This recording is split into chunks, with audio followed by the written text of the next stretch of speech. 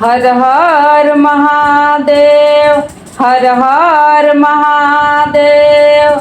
आए सबसे पहले अपने शिव गुरु के चरणों की प्रणाम, मैया भवानी की चरणों की प्रणाम, स्वर्गीय हरिंदर भैया की चरणों की प्रणाम, स्वर्गीय शक्ति स्वरूपा नीलम दीदी की चरणों की प्रणाम, कथा सुनने वाला समस्त गुरु भाई बहन के चरणों की प्रणाम। मेरा प्रणाम स्वीकार हो, हे महादेव जी मेरा प्रणाम स्वीकार हो। ताई गुरु भाई बहन रउआ सभे के बीच में बहुत सुंदर एगो कथा बा कि एगो राजकुमारी, छाया राजकुमारी के बियाह एगो भिखारी से कैसे भइल बा, यही के संबंध में आई कथा सुनल जाओ। बहुत सुंदर कथा बा कि राजकुमारी होते हुए भिखारी से काहे विवाह भइल। आई एगो छोटा सा कथा के माध्यम से सुनल जाओ। तो देखिए गुरु भाई बहन, एगो नगर में एगो राजा रहले। वो राजा के बहुत सुंदर एगो लड़की रहे, बहुत सुंदर लड़की रहे। वो लड़की के रूप इतना रहे कि वो रूप के बखान करे वाला ना रहे, इतना सुंदरता वो लड़की के रहे। और लड़की के राजा दुलार से छाया कुमारी, छाया राजकुमारी नाम रखले रहले। छाया राजकुमारी जब धीरे धीरे बढ़े लगली तो उनकर माई घरेलू काम काज करे के सिखावस कि राजकुमारी है तो का हो, फिर भी लड़की है। ए लड़की के नारी के जीवन में घरेलू काम धंधा के जरूरी होला, काहे कि नारी एगो गृहिणी होली, उनकर सब देख रेख कल जरूरी होला। लेकिन उनकर पिता अपना बेटी के कुछ न सीखे देस, सब मना कर देस। कहस रानी से कि राजकुमारी के ये सब के कोनो जरूरी नहीं है। राजकुमारी के तो आगे पीछे नौकर रही, जब तक कि रहियन कहीं भी रहियन तो इनका आगे पीछे नौकर लागल रही, दासी पर दासी रही। इनका ये काम धंधा के कोनो मतलब नहीं है। लेकिन देखी दीदी, कितनों केहू नौकर चाकर होई, लेकिन अपना घर के काम अपना से देख रेख करही के पड़ेला। बाकी के सब काम नौकर चाकर कर दी, लेकिन अपना घर की जिम्मेवारी देख रेख कुछ ऐसा काम होला कि बिना अपना कैले, बिना अपना देखले ना होके सकेला। लेकिन राजा इतना न लाड प्यार अपना बेटी के कैले कि कुछ ना सीखे दिले, कुछ देख ही ना दिले कि का होला काम धंधा, का होला घर की जिम्मेवारी, कैसे घर संभावल जाई। जैसे 5 गो नौकरे बा तो ओकरा के कैसे खटावल जाई, कैसे काम करावल जाई, ओकरा से कुछ वो लड़की के मालूम ना भइल। इतना प्यार दुलार उनका मिलल। अब वो प्यार दुलार के चलते वो लड़की जौन बा एकदम अहंकार या घमंडी हो गई, घमंडी हो गई। काहे कि ओकरा बहुत ज्यादा राजा के प्यार मिल गई, दुलार मिल गई, ऐशो आराम मिल गई। बहुत ज्यादा घमंडी वो लड़की हो गई, अहंकारी वो लड़की हो गई।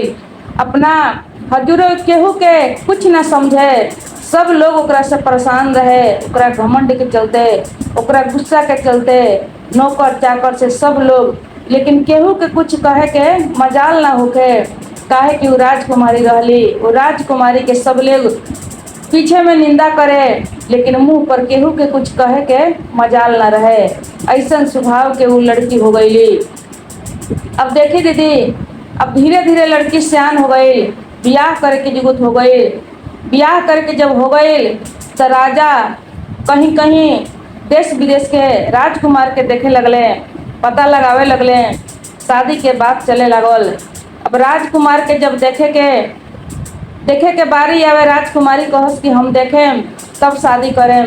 लेकिन जब देखस तो सब राजकुमार के देख के ठुकरा देस, जवाब दे देस कि ऐसा लड़का से हम शादी ना करें, ये लड़का नौकर के बराबर भी नहीं है, ये लड़का से हमार शादी ना हुई। ऐसा ही कई गो राजकुमार के अनाप शनाप बहुत गलत व्यवहार करके सबके जवाब दे दिली, ठुकरा दिली।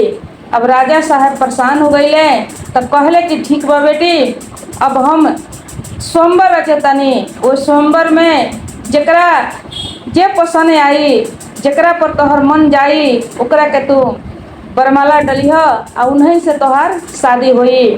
अब राजा का कैले कि पूरा देश में हर जगह सूचना दे दिले, टूकी पिटवा दिले कि सोमवार के। अब उस सोमवार में देखी सब लोग आइल, सब राजकुमार लोग आइल, देश विदेश के हर नगर के राजकुमार लोग वहाँ आइल, साथे साथे राजा लोग आइल। अब लड़की के लड़का चुने के पलाह दियाइल कि तू लड़का चुनो, लड़का चुन के आ जे पसंद आ जाए ओकरे गले में तू अपन ई माला डाल दो।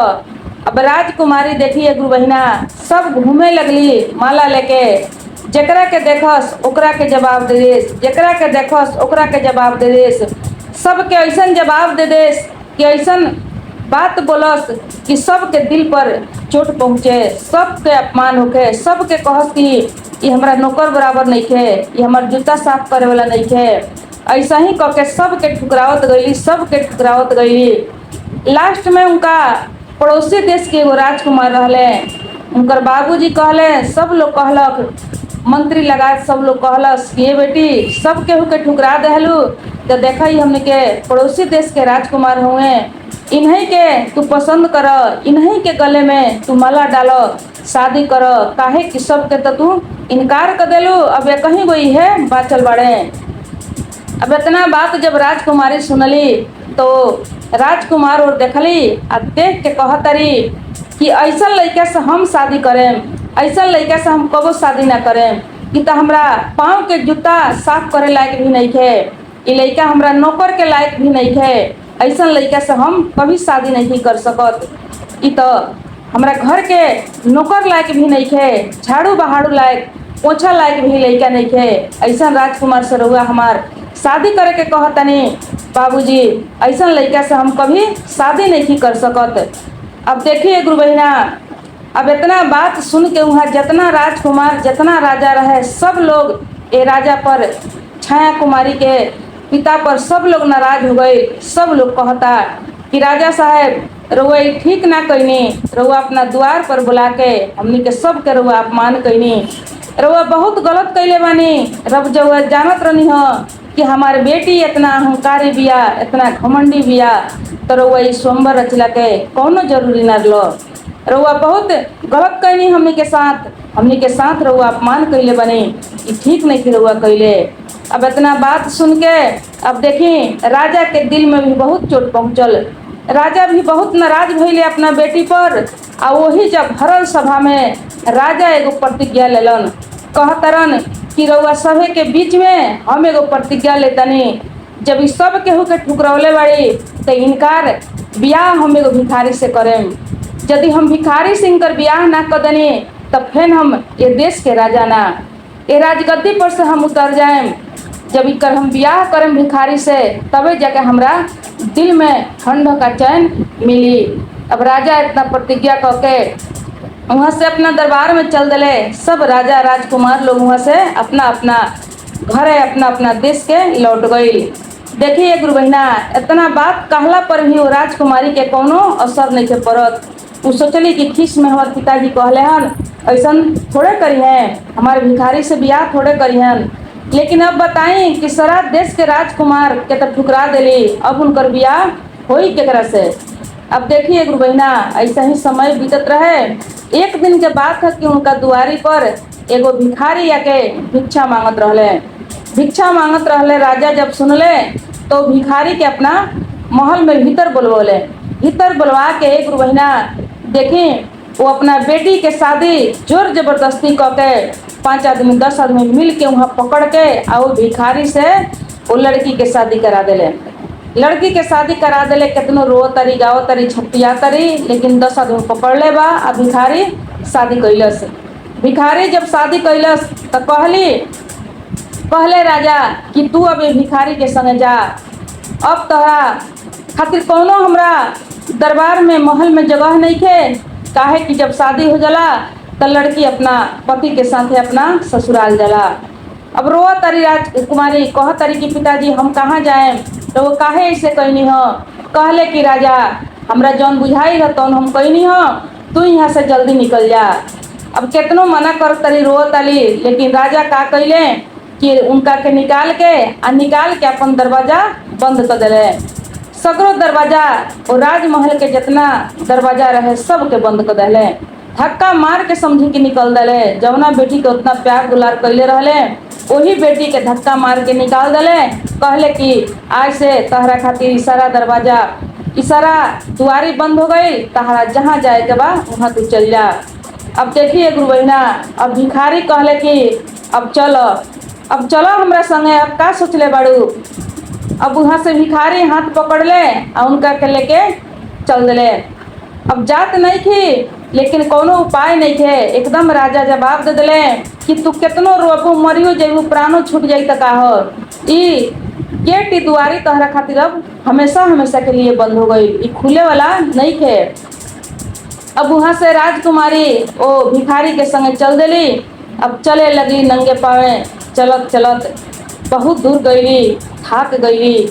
कह तरी कि अब हमरा से चलल नहीं थे जात। कहले भिखारी कि थोड़ा देर आराम कर लो, लेकिन तोहरा चल ही के पड़ी, काहे कि हम तो भिखारी हैं, हमरा पास तो कोनो साधन नहीं थे, कोनो सवारी के, कोनो डोली महारफा के। अब थोड़ा देर बैठली, आराम कैली, ओकरा बाद वहाँ से फिर चले लगली। तो जब दूसरा राज्य में गईली तो वहाँ सुंदर सुंदर बाग बगीचा, तालाब, बहुत रंग बिरंग के जब सब कुछ लौके लागल तो पूछत तारी कि सब केकर ह। तो भिखारी कहत रहे कि अब दूसरा देश में आ गई बड़ू, ई पड़ोसी देश के राजा के सब बाग बगीचा, ताल तलवैया, ई सब रंग बिरंग के जितना कुछ लौक रहल बा, ई सब उ विजय सिंह के ह। उ पड़ोसी देश के राजा जौन रहले उनकर राजकुमार के विजय सिंह नाम रहे, ई सब विजय सिंह के ह। अब देखिए अपना मन में सोचत तारी कि काश वो विजय सिंह से हम शादी कर रहती तो ई सब हमार रही, ई सब हमार रही तो भिखारी के संगे हमरा ना जाए के पड़ी, ऐसा दिन ना देखे के पड़ी। अब मने मने पछताता रही। ओकरे बाद में वो भिखारी ले गईले आ ले जाके आ उनका के एगो टूटही मड़ई में ले जाके रख दिले। टूटही मड़ई में ले जाके रख दिले, वही जा कुछ खाए पिए के सामान ले आवस आ उहे बनावस खियावस। एक दिन के बात था कि कहले भिखारी कि देखो एगो हमरा भिक्षा मांगला से हमनी के गुजारा ना हुई, हम सोचतानी कि कुछ फल फूल, कुछ तर तरकारी ले जाके तुहू ले जाके बेचो, हमनी के दोनों बड़ा कमाई ले, तब जाके हमनी के गुजारा हुई, कुछ बढ़िया बढ़िया खाए पिए के मिली। लेकिन कहत तारी कि हम कैसे बेचेम, हम केकरा से बेचेम, हम तो राजकुमारी हई, हमरा तो कुछ ढंग बाना। कहले भिखारी कि तोहरा कैसहू करके बेचे के पड़ी, तू सिखले बड़ू चाहे नहीं कुछ सिखले, तोहरा करम भाग में इहे बा, तोहरा ई काम करही के पड़ी। अब वो भिखारी का कैले कि कुछ फल फूल, कुछ तरकारी ले आके दे दिले आ कहले कि तू ले जा बेचो, हम जतनी भिक्षा मांगे। अब देखिए गुरु बहिना, अब राजकुमारी ले गई बड़ी। अब उनका ना बेचे के ढंग बा, ना तौले के ढंग बा, ना कि उसे कुछ कहे के ढंग बा, कुछ ना बिकाई, सब लेके चलैली। अब 2 दिन 3 दिन गईली, ऐसा ही बीतत गई। एक दिन भिखारी बहुत नाराज भइले, बहुत उनका के अनाप शनाप बोलले, बहुत कुछ बोलले, रो तारी पछता तारी कि काश हम कौनो राजकुमार से बियाह कर ले रहती तो ये दिन देखे के हमरा ना पड़ी। अब हम का करी, हम कहाँ जाई, तरकारी बेचे के लूर ना, घर में कुछ करे के लूर ना, खाना बनावे के भी कुछ ढंग ना आवे। अब ऐसा ही करते करते भिखारी कहले कि देखो ठीक बा, तोहरा से तरकारी बेचे के काम ना होई तो हम तोहर ई जाके राजा के यहाँ ले चल के काम लगा देतनी, उन्हीं के घरे झाड़ू पोछा करी हो, खाना बनई हो, लेकिन कैसहू करके तोहरा कमाही के पड़ी, काम तो करही के पड़ी, बिना मेहनत कइले गुजारा ना होई। कहत तरी कि हम कैसे झाड़ू पोछा करें, हम कैसे खाना बनाएं, हम कैसे चूल्हा चौका करें, हम तो आज तक ले 1 गिलास पानी ढार के नहीं पियले। भिखारी कहले तो हम का करी, एमे हमार कौन दोष बा। अब भिखारी से शादी कैले बाड़ू तो काम तो करही के पड़ी, काहे ना राजा से शादी कर लेलू जे तोहरा नौकर चाकर लग जाई, लेकिन तू तो भिखारी से शादी कैले बाड़ू, तोहरा तो काम करही के पड़ी। अब भिखारी हाथ धो के घिसियावत ले गईले आ ले जाके वो नगर के राजा के यहाँ उनकर काम लगा दिले। कहले कि जा कैसहू करके सीखी हो, देखी हो, आ काम तोहरा करही के पड़ी। अब ए गुरु बहिना, अब गई बड़ी दरबार में जाके लगली नौकरी करे, लगली घर बहारे, झाड़ू लगावे, बर्तन धोए, चूल्हा चौका, खाना पीना, कुछ के ढंग तो रहे ना। अब जैसे बने वैसे करस आ 2 गो 4 गो बात रोज सुनस आ वही जैसे कुछ लेके आवस तो अपनहू खास, भिखारी खास। ऐसा ही करते करते कुछ दिन बीते लागल, बहुत दुख, बहुत दिक्कत, झरझर आँख से आंसू गिरावस, झरझर आँख से आंसू गिरे, पछतास कि काश हम राजकुमार से ब्याह कर ले रहती तो ये दिन देखे के हमरा ना पड़ी। बहुत हम अभागा बने, बहुत गलती कैनी कि हम सारा राजकुमार के ठुकरा देनी, अपना माता पिता के बात के हम ठुकरा देनी। लेकिन अब पछता के का होई, बहुत पछतास आ वही में जौन बने तौन काम करस। कुछ करे के ढंग ना आवे तो रोज 2 गो 4 गो बात गारी सुनस। अब ऐसा ही करते करते देखिए गुरु बहिना, एक दिन के बात है कि वो राजा के बेटा के एक दिन जन्मदिन मनावल जात रहे। वहाँ जन्मदिन के उत्सव रहे, बहुत भारी वहाँ जन्मदिन के तैयारी रहे, सब तैयारी रहे, भोज भाज रहे, खूब सजावट भई रहे।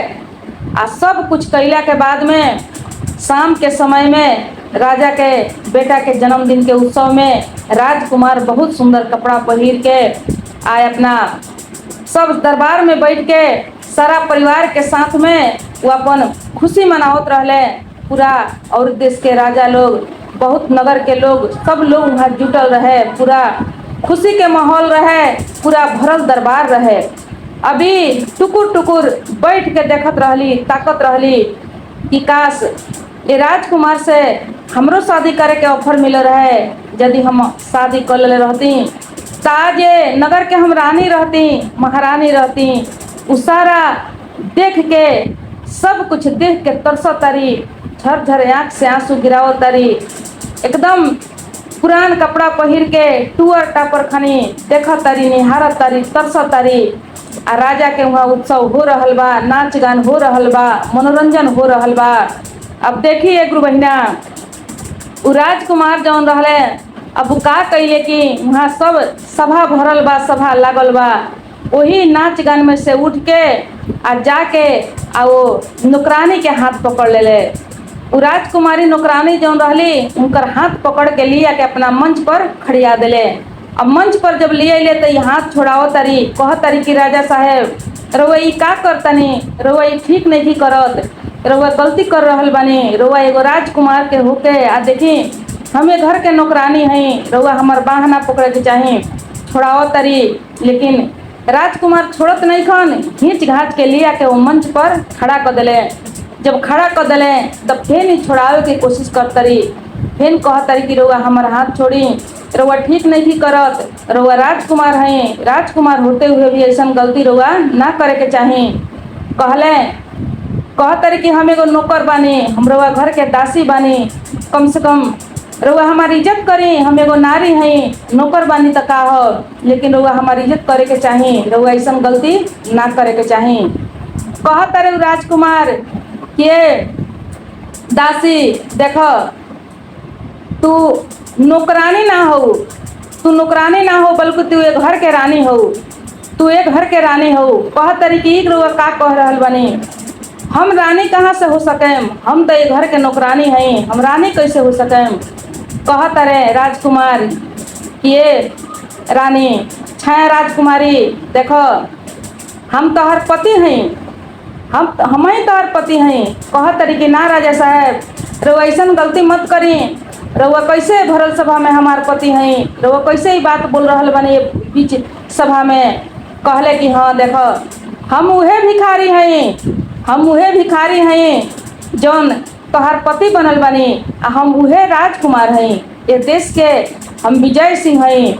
हम तहार घमंड तुरे खातिर, हम तहार अहंकार तुरे खातिर हमरा ये सब रचना रचे के पड़ल, ई ड्रामा कैले रहनी ह। काहे कि तहरा में बहुत अहंकार रहे, तू हमरा के ठुकरौले रहलू, हमरा साथे साथे तू बहुत लोग के ठुकरौले रहलू, सबके कहले रहलू कि हमर जूता साफ करे लायक भी नहीं खेलो। अब देखा जहिया तोहर बाबूजी प्रण ठनले कि हम इनकर बियाह भिखारी से करें, जब वो प्रण ठनले तो हम वही दिन प्रण ठान लेनी कि वो भिखारी हम ही बने, आ हम ही इनका से शादी करें, आ हम ही इनकर घमंड तुरेम, हम ही इनका के सही रास्ता पर ले आए।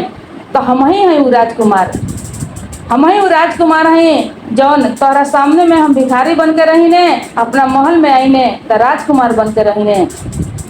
लेकिन अब वो दिन आ गई बा, काहे कि तू टूट चुकल बाड़ू, तोहर अहंकार तोहर घमंड टूट चुकल बा, तू सकनाचूर हो चुकल बाड़ू, तू अब समझ चुकल बाड़ू कि हमरा अपना घमंड के अहंकार के परिणाम का मिलल बा।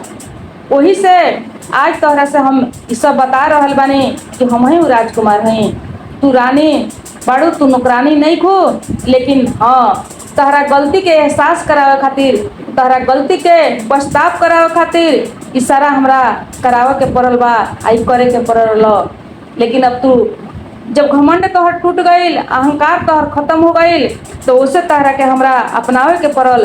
सारा सभा में सारा लोग से बतौले कहले कि हे राजकुमारी छाया है, जौन आज हमरा घर में नौकरानी बन कर रही हो।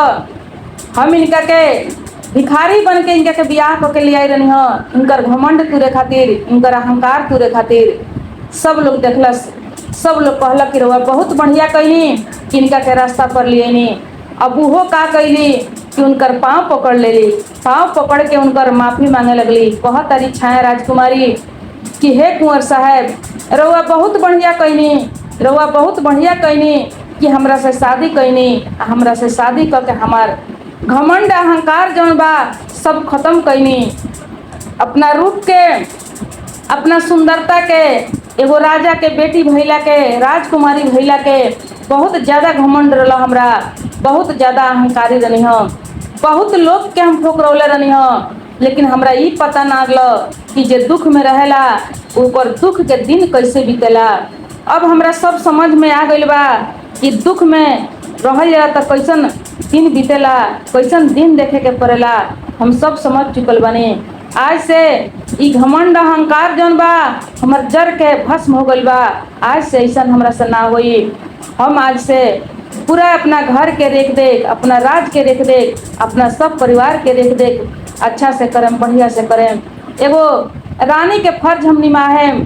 हमरा के रउआ बहुत बढ़िया कैनी के रास्ता पर लियनी, ई दिन देखैनी, माफ़ी मांगे लगली। देखी वो दिन से उनकर पोशाक बदलवाल गई, उनकर कपड़ा लतला बदलवा के रानी बना के वो मंच पर लिया के राजा के संगे खड़ा कैल गई आ माफ़ी मंगली। तो देखी दीदी, कभी भी अपना आप के घमंड ना करे के चाही, चाहे धन होखे, चाहे रूप रंग होखे, कुछ भी होखे, लेकिन कभी घमंड ना करे के चाही। आ कहली कि हमर माई काम करे के सिखावत रही हो, लेकिन हमर बाबूजी हमरा के कुछ ना सीखे देनी। हम अपना बाबूजी के प्यार दुलार से ऐसा हम हो गईनी। तो देखी गुरु भाई बहन, केहू कितनो अमीर होखे तो का हो, लेकिन अपना बाल बच्चा के काम धंधा, मेहनत, संस्कार सब सिखावे के चाही। ऐसा प्यार दुलार ना करी कि एक बेर लड़का कुछ बुझबे ना करे, केहू के कुछ समझबे ना करे, घमंडी हो जाए, अहंकारी हो जाए, स्वार्थी हो जाए। सब गुण ओकरा के सिखावे के चाही, सब गुण देवे के चाही। खाली धन से काम ना चलेला। कितनो केहू अमीर बन जाई तो फिर एक दूसरे के जरूरी बढ़ले बा। एक दूसरे से मेल मिलाप करे खातिर आदमी के घमंड जब होई तो एक दूसरे से प्रेम ना होई। एक दूसरे से प्रेम करे खातिर प्रेम के जरूरी बा। तो चली यही कारण से राजकुमारी के शादी भिखारी से भई रहे और राजकुमार वो राजकुमारी के घमंड तुरले। तो चली कथा यही जैसा समाप्त होता।